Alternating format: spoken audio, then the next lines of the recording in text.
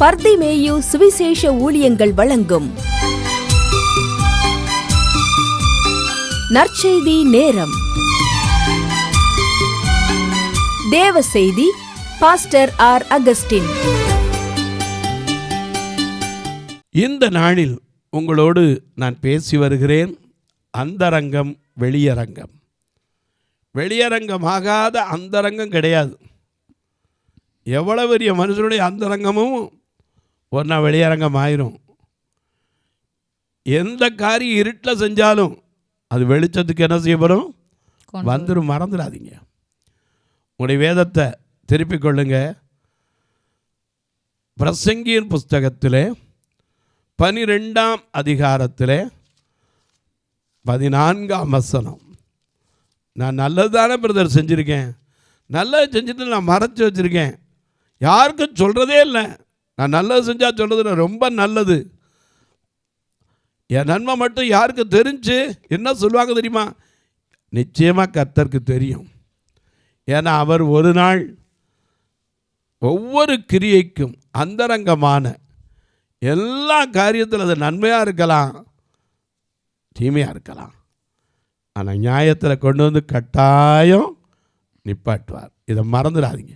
உடைய வேதாமத்தை தயவு செய்து எடுத்து பிரசங்கியின் புஸ்தகம் 12ஆம் அதிகாரம் 14ஆம் வசனத்தை எல்லாரும் திருப்பி வச்சுருக்கீங்க.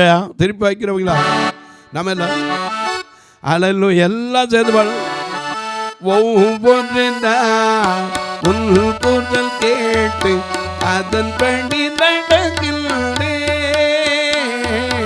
ஒவ்வொரு உன் குரல் கேட்டு அதன்படி நடக்கின்றே. உலகினை மறந்து உண்மையை நோக்கி ஓடி வருகிறே. உலகினை மறந்து உண்மையை நோக்கி ஓடி வருகிறே.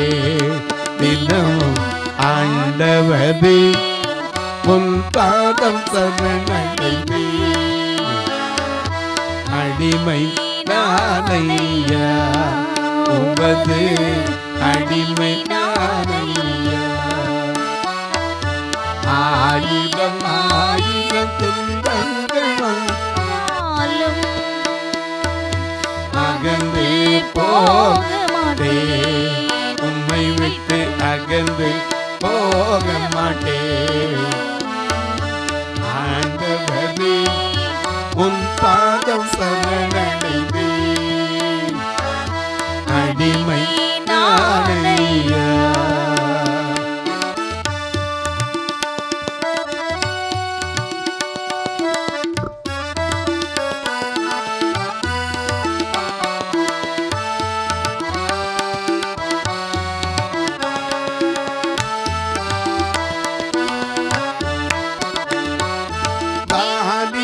தன்னது வழி தன்னையே எதனால் சுத்தம் பண்ணுவா.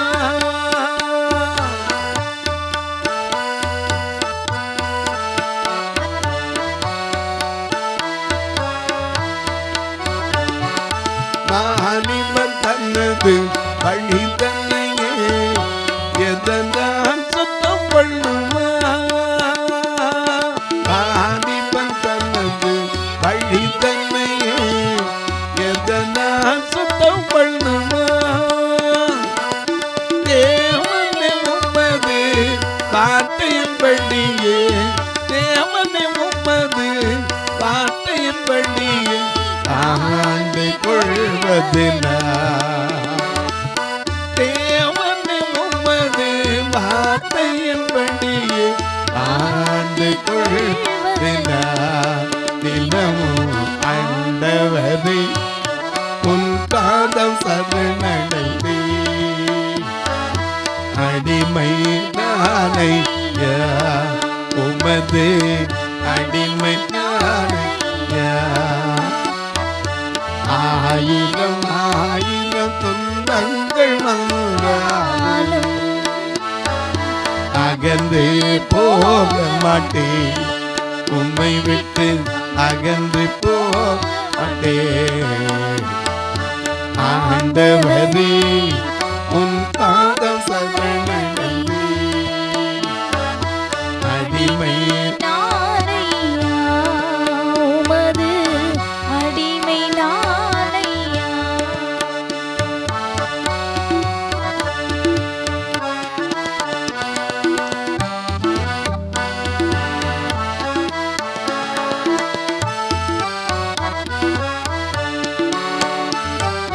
வேதத்தில் உள்ள அதிசயம் அனைத்தும் நன்கு புரியும்படி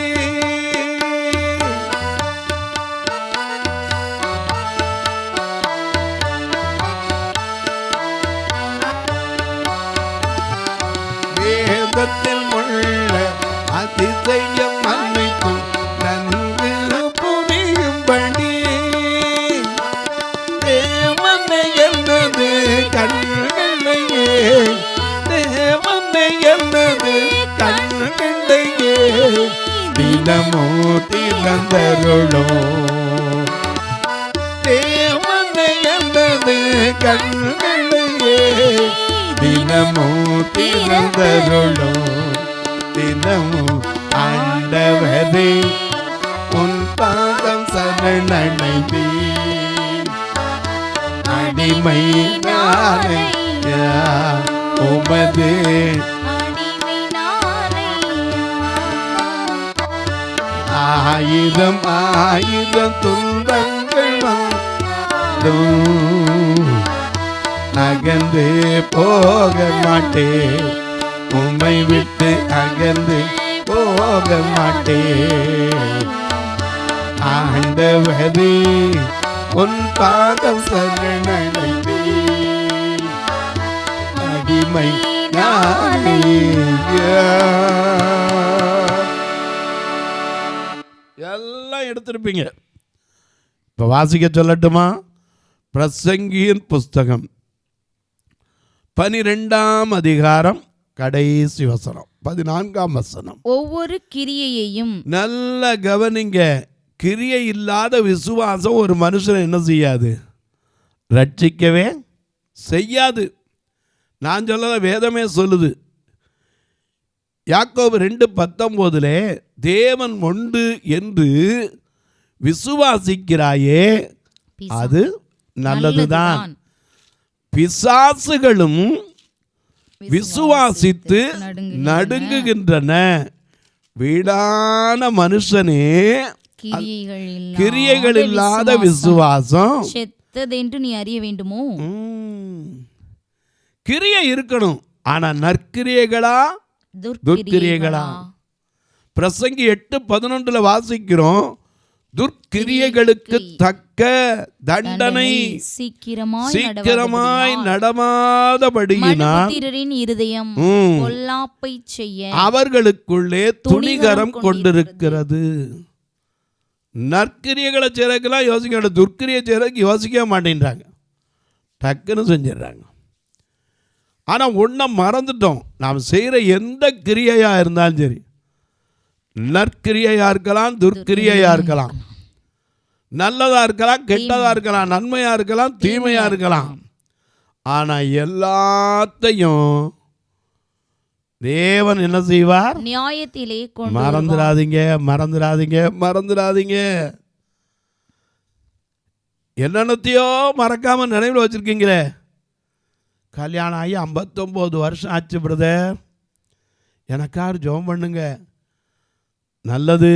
79 வயசுக்கு வந்துட்டேன் பிரதர், 20 வயசில் கல்யாணம் நடந்துச்சு, 59 வருஷம் எப்படி ஓடிச்சு? கடந்து வந்த பாதைகளை திரும்பி பார்ப்பது நல்லது. நம்ம பாடுறோம்ல, நம்ம எல்லாத்துக்கும் பாடுறோம். நான் கடந்து வந்த பாதைகள் கரடு மேடுகள், நான் நடந்து வந்த பாதைகள் முட்கள் மேடுகள், நான் கடந்து வந்த பாதைகள் கரடு மேடுகள், நான் நடந்து வந்த பாதைகள் முட்கள் மேடுகள்.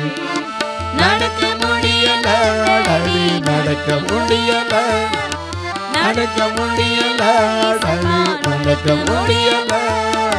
தாங்கிக் கொள்ளுங்க, கரத்தில் நீந்தி கொள்ளுங்க, தாங்கிக் கொள்ளுங்க, கரத்தில் அதில் ஏந்திக் கொள்ளுங்கள். நாம் கடந்து வந்த பாதைகள் கரடு மேடுகள், நாம் நடந்து வந்த பாதைகள் முட்கள் மேடுகள். உண்மைதான். கடந்து வந்த பாதைகளை திரும்பி பார்க்கணும், சில காரியத்தை திரும்பி பார்க்கக்கூடாது. லோத்தின் மனைவிக்கு சொன்னது என்னது? இந்த சமபூமி எங்கும் நில்லாதே, பின்னிட்டு பார்க்காத. ஆனால் பார்த்தா. ஆனால் சில காரியங்களை நம்ம திரும்பி பார்க்கணும்.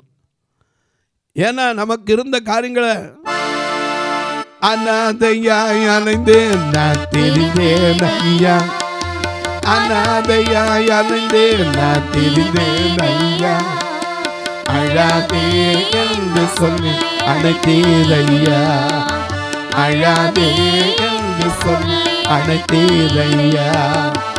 அப்பா உமக்கு நன்றி, இயேசு ராஜா உமக்கு நன்றி. அப்பா உமக்கு நன்றி, இயேசு ராஜா உமக்கு நன்றி.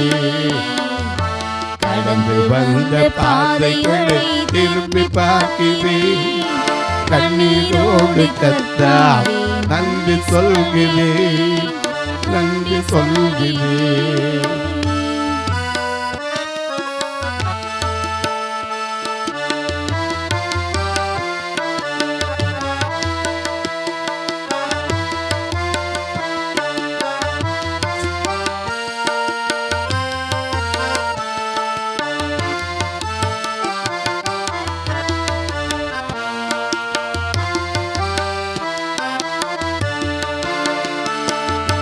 பாடுகளை சுமந்து செல்ல பலம் தந்தீரே, பாடுகளை சுமந்து செல்ல பலம் தந்தீரே, பரிசுத்தமாய் வாழ்ந்து வாழ துணை செய்தீரே, பரிசுத்தமாய் வாழ்ந்து வாழ துணை செய்தீரே.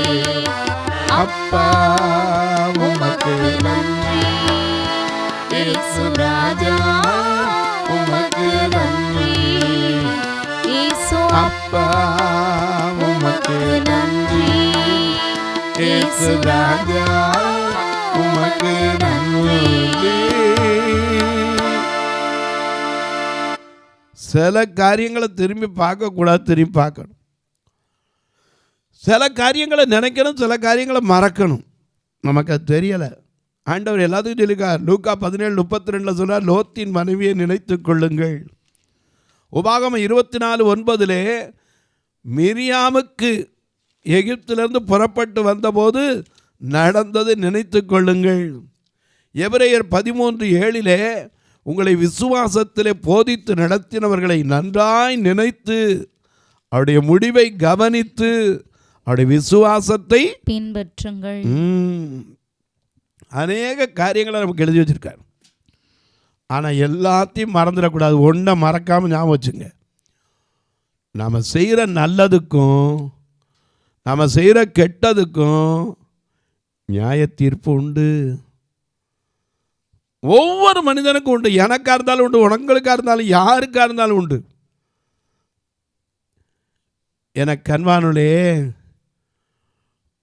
சகுல் அடிக்கடி என்ன செய்வான்? ஈட்டி எடுத்து தாவீது என்ன செய்வான்? ஏறிய போவான்.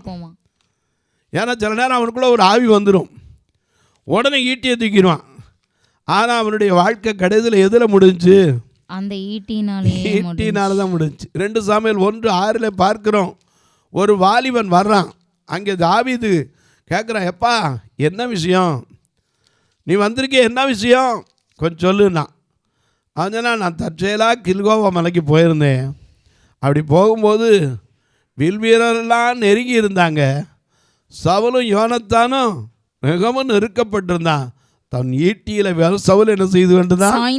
சாய்ந்து கொண்டிருந்தான். அதனால ஈட்டியில் நட்டு அதில் விழுந்தான். அவருடைய உயிர் போகலை. பட்டயத்தை எடுக்கிற எவனும் பட்டயத்தால் மடிஞ்சே தீரும். அதில் மாற்றம் கிடையாது. எனக்கு அன்பானுடைய, அதனால தான் பேதுருவை பார்த்து சொன்னார், உன் பட்டயத்தை உரையில் போடு. உன் பட்டயத்தை எடுத்தீங்கன்னா பட்டயத்தினால்தான்ப்பா உனக்கு வாழ்வுனார். மறந்துடக்கூடாது. நாம் செய்கிற கிரியைகளுக்கு நல்லதாக இருக்கலாம், அல்லது தீமையாக இருக்கலாம், நன்மையாக இருக்கலாம், தீமையாக இருக்கலாம், நல்லதாக இருக்கலாம், கெட்டதாக இருக்கலாம், துர்க்கிரியாக இருக்கலாம், நற்கிரியையாக இருக்கலாம். ஆனால் பிரசங்கி 12:14 என்ன சொல்லுகிறது? ஒவ்வொரு கிரியையையும் அந்தரங்கமான ஒவ்வொரு காரியத்தையும் நன்மையானாலும் தேவன் நியாயத்திலே கொண்டு வருவார். நல்லதை முதல்ல பார்ப்போம். அப்போஸ்தலர் நடவடிக்கைகள் 9ஆம் அதிகாரம் 36ஆம் வசனத்திலிருந்து வாசிக்க கேட்கிறோம். யோப்பா பட்டணத்தில் கிரேக்க பாஷையிலே தொர்காள் என்று அர்த்தம் கொள்ளும் தபித்தாள் என்னும் பேருடைய ஒரு சீஷி இருந்தாள். சீஷர்கள் மட்டுமல்ல, அந்த காலத்துல சீஷிகளும் இருந்திருக்காங்க. இப்பதான் பெண்கள் சபைக்குள் வரக்கூடாது, பேசக்கூடாது, புது புது போதனையெல்லாம் பண்றாங்க. அன்னைக்கு சூசன் நாள், யோக நாள், ஆஸ்தினால என்ன செய்தார்? ஊழியம் செய்தல் உண்டு. முதல்ல கர்த்தர் தரிசனமானது யாருக்கு தான்? மரியாளுக்கு. என்ன வாங்க போனாங்க, வாரீரோ சுகந்தமிட மகிமை கிறிஸ்துவின் சடலத்தை யார்தான் நமக்கென்று திறந்திடுவா, சீராய் சுகந்தம் இடுவதற்கே வாரீரோ சுகந்தமிட மகிமை கிறிஸ்துவின் சடலத்தை யார்தான் நமக்கென்றும் திறந்திடுவா, சீராய் சுகந்தம் இடுவதற்கே.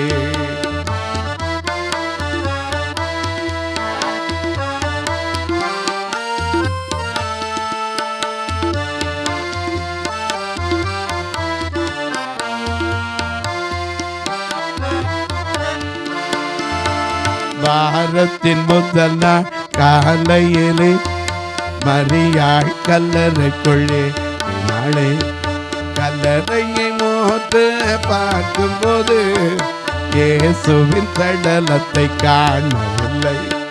காணாமல் அழுது கொண்டிருக்கையிலே 2 தேவதூத தோன்றினாரே. 2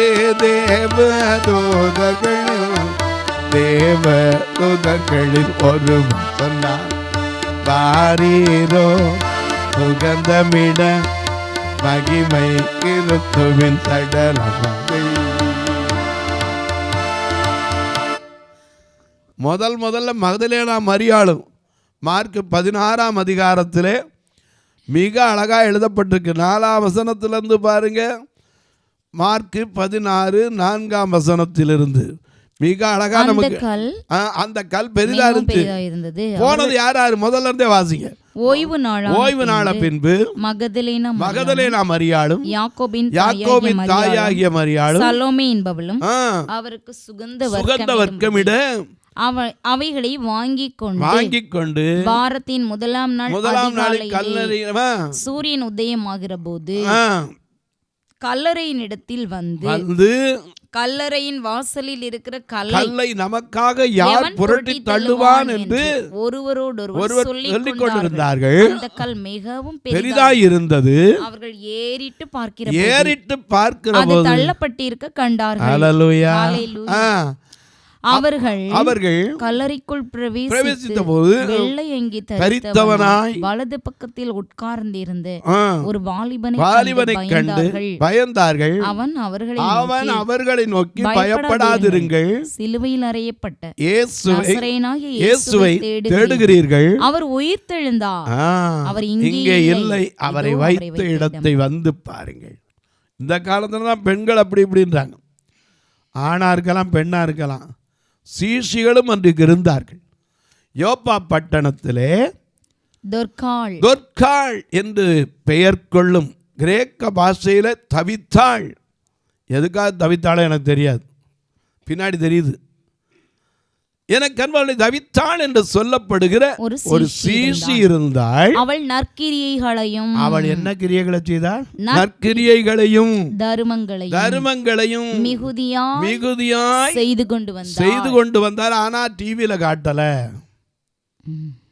இப்போ ஒரு 4 பிரஷ், ஒரு பேஸ்ட், எனக்கு சிரிப்பு தான் வருது இதெல்லாம் நினைக்கும் போது. ஒரு ப்ரஷ்ஷு, ஒரு பேஸ்ட்டு, ஒரு பவுடரு, ஒரு சோப்பு, காணா குறைக்கு 2 கோதுமை மாவு பாக்கெட்டு கையில் போட்டு தூக்கிப்பிடி. கர்த்தர் இதுக்கெல்லாம் என்ன நன்மைக்கு போய் கிரியை செய்ய போகிறாரு எனக்கு தெரியல. நீ செய்கிறது நல்லதாக இருந்தால் கூட அவர் கண்ணுக்கு நீ ஒழிச்சு எந்த கேமராமா இருக்கு? என்கிட்ட கூட அநேகர் கேட்குறீங்க, பிரதர் நீங்கள் செய்கிறதெல்லாம் கொஞ்சம் டிவியில் ஏன் காட்டுறதே இல்லை? கர்த்தர் கண்ணுக்கு மேலே உங்கள் கண்ணு பெருசு. நீங்கள் வேணால் எங்கே இருக்கலாம், கர்த்தர் எங்கும் இருக்கிறார். அவர் எந்த இடத்துல உங்களில் 2 பேர் தாங்கள் வேண்டிக் கொள்ளப் போகிற எந்த காரியத்தை குறித்தாகிலும் பூமியிலே ஒருமனப்பட்டால் அங்கேதான் இருப்பேன்னு மத்தேயு 18:19 வாசிக்கிறோம். அதையும் வாசிக்க சொல்லுங்க, அப்போ தான் உங்களுக்கு மனசில் வரும். மத்தேயு 18:19 என்ன எழுதப்பட்டிருக்கிறது? அல்லாமலும் உங்களில் 2 பேர் தாங்கள் வேண்டிக் கொள்ள போகிற எந்த காரியத்தை குறித்தாகிலும் பூமியிலே ஒருமனப்பட்டிருந்தால் பரலோகத்தில் இருக்கிற என் பிதாவினால் அது அவர்களுக்கு உண்டாகும் என்று உங்களுக்கு சொல்லுகிறேன். இயேசு சொன்ன வார்த்தை. அப்ப அவர் கண்ணு எங்க இருக்கு? நம்ம தானே நோக்கி பார்த்துக்கிட்டு இருக்கோம். நாம் இன்னைக்கு என்ன பண்ணாலும் கேமராவில் காட்டினா தான் நமக்கு திருப்தி. தூக்கிப்பிடி. இந்த தொற்கால் செய்த நற்கிரியை யாருக்கு தெரியும்? அங்கிருந்த பெற்றுக்கொண்டவங்களை தவிர யாருக்குமே தெரியாது. எனக்கு அன்பார்ந்தவர்களே, வேதம் சொன்னது நீங்கள் மறக்கக்கூடாது. மத்தேயு 6ஆம் அதிகாரத்தில் இயேசு சொன்ன ஒரு வார்த்தை, ஏன்னா நேரம் ஆயிடுச்சு, இருந்தாலும் உங்களுக்கு முடிக்க போகிறேன். மத்தேயு எழுதின சுவிசேஷத்தில் 6ஆம் அதிகாரத்தில் மிக அழகாக நீங்கள் மனுஷர் காண வேண்டும் என்று என்னது அதுக்கு முந்தின வசனத்துல சேர்த்துவாங்க. 1:2 மனுஷர் காண வேண்டும் அவர்களுக்கு முன்பாக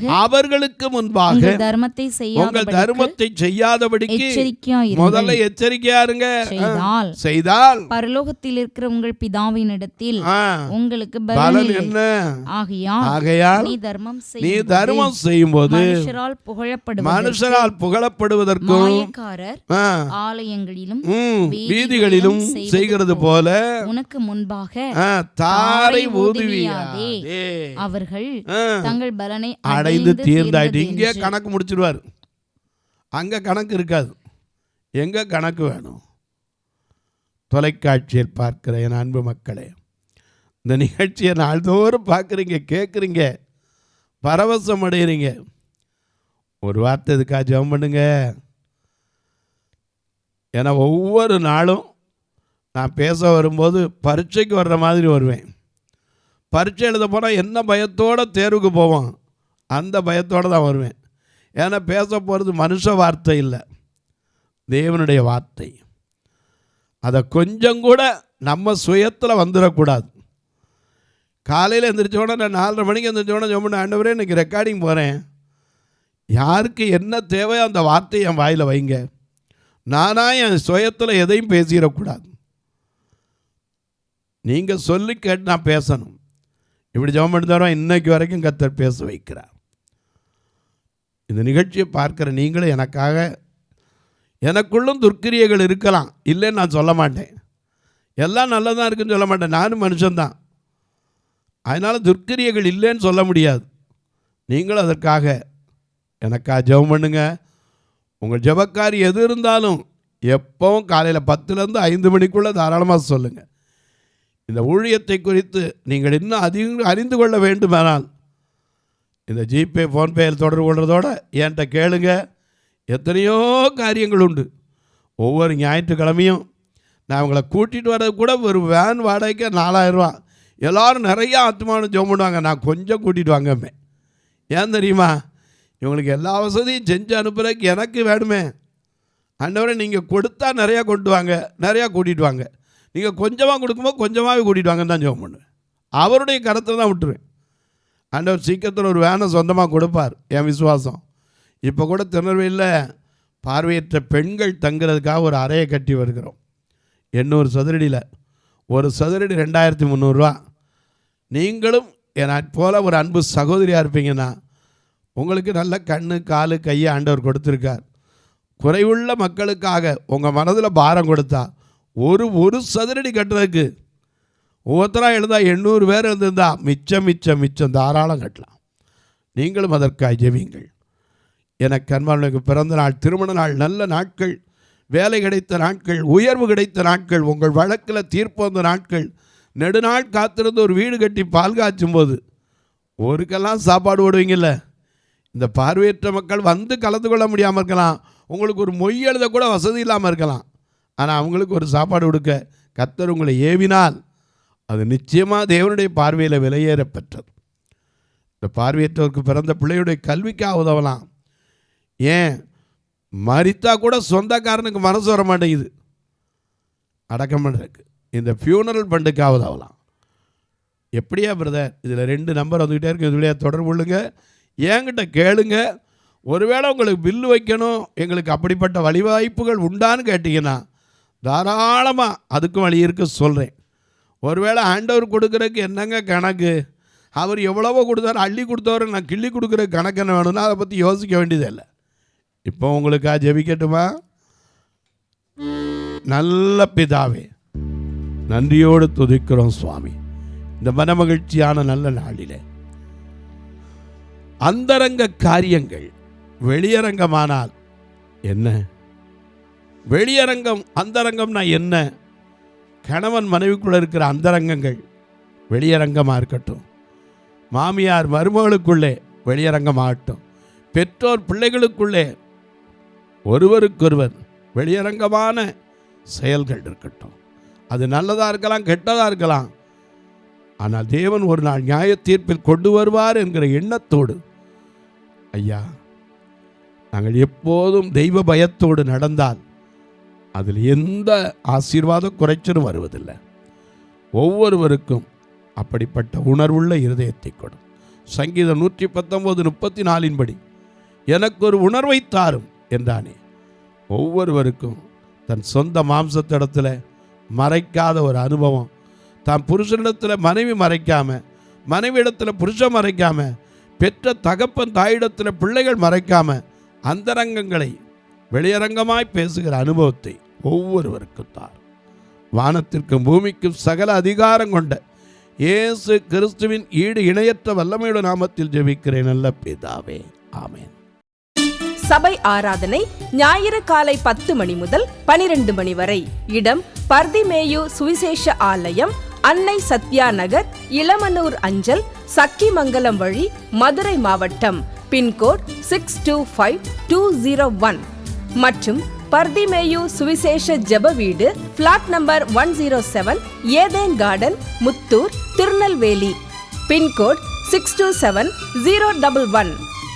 சிறப்பு உபவாச கூட்டம் ஒவ்வொரு மாதமும் 2வது சனிக்கிழமை காலை 10 மணி முதல் 1 மணி வரை நாகர்கோவில் YMCA ஹாலில் வைத்து நடைபெறுகிறது.